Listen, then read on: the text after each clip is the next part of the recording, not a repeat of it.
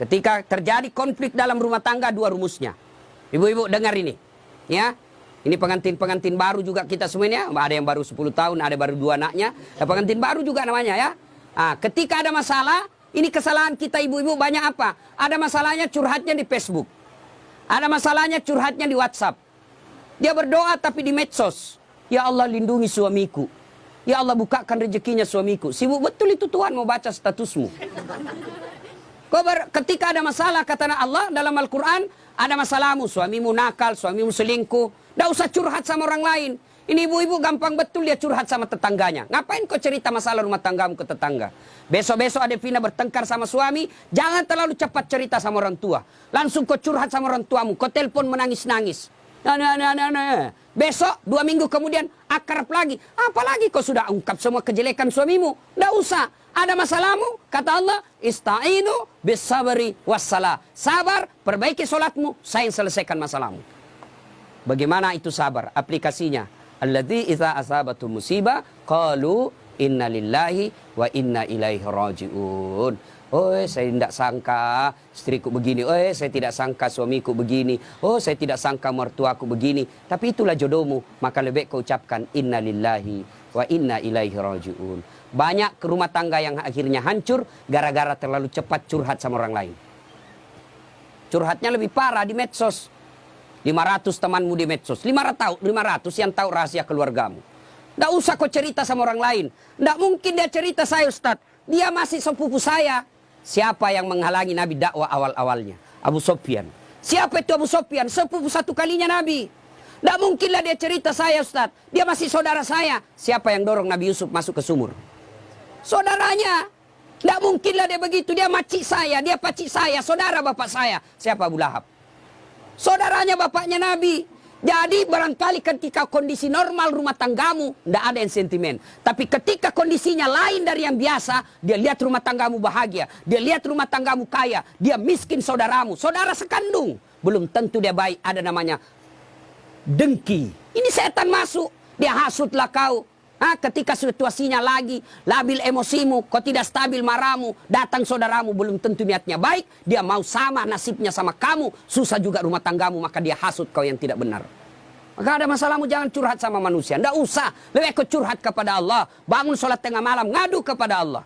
Termasuk ibu-ibu nih, yang sudah mulai tua, muka-muka sakaratil maut, suami mulai lain-lain, tidak usah kau curhat sama orang lain, curhat kepada Allah. Ya Allah, Engkau yang memelihara suami saya. Ya Allah, lindungi suami saya. Ya Allah, bahagiakan rumah tangga saya.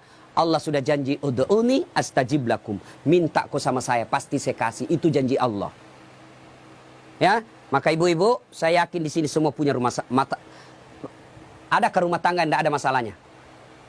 Kira-kira ada rumah tangga tidak ada masalahnya? Tidak mungkin. Jangankan manusia biasa, Nabi saja ada masalahnya. Dalam rumah tangga, dalam struktur keluarga, Nabi diusir. Diusir dari Mekah kan, hijrah ke Madinah. Siapa yang usir? Bukan orang lain. Siapa? Pamannya sendiri. Dalam ekonomi, apa Nabi kaya? Tidak, Khadijah tadinya kaya, miskin setelah bersuamikan Rasulullah. Sampai dijelaskan pernah 3 hari 3 malam tidak makan. Itu Nabi. Dalam kesetiaan rumah tangga, Nabi pernah diuji dengan kesabarannya. Dengan cara apa? Aisyah difitnah selingkuh. Itu Nabi, apalagi kita.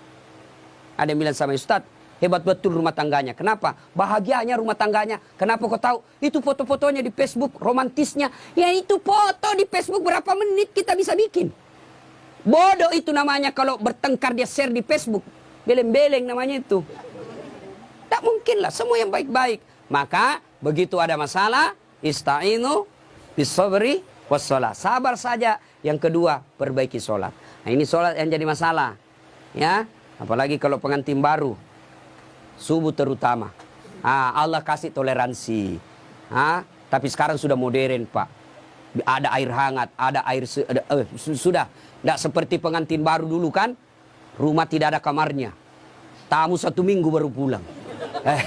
Bingung kita Pak. Mau cari kamar tidak ada. Malu-malu lagi. Kamar mandinya dibawa pula. Mau mandi dilihat jauh orang basah kepala. Tidak enak. Sekarang aman. 1 kamar sudah ada kamar mandinya di dalam. Pun kalau kenapa malu, kenapa mesti malu? Ini sudah halal. Ya. Nah, ibu bapak, saudara-saudara sekalian, banyak yang ingin saya sampaikan tapi waktu yang terbatas. Ada yang saya lupa satu. Satu lagi. Adinda Ali, besok-besok kalau marah jangan gampang bilang talak. Ini dengar semua laki-laki. Ya, marah jangan gampang bilang talak. Misal kau bertengkar langsung kau bilang, saya talak kamu. Jatuh talak 1. Artinya masih boleh campur. Damai malamnya masih boleh campur. Tapi ketika kau bilang, saya talak kamu. 5 menit kau banting pintu, saya talak kamu. Jatuh talak 2. Artinya, kamu tidak boleh campur sebelum nikah ulang. Panggil 2 saksi, ibu bapaknya, ada mahar, ijab kabul, baru boleh campur. Nikah ulang. Kalau kau tidak nikah ulang campur, sama hukumnya kau berzina. Bagaimana kalau dia saya talak kamu? 5 menit kemudian, saya talak betul kau. Keluar dari rumahnya dia, banting pintu, saya talak kau cilaka. Jatuh talak 3. Artinya apa? Harus cerai dulu baik-baik. Lalu dia nikah dengan dia menunggu 3 bulan, lalu menikah dengan laki-laki lain. Ternyata tidak cocok, dia cerai dengan laki-laki tersebut, kau harus menunggu lagi 3 kali haid, baru kau nikah kembali. Hati-hati bilang talak.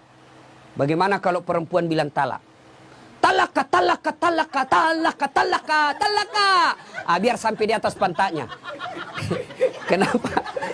Kenapa hak talak ada pada laki-laki, bukan sama perempuan, ya?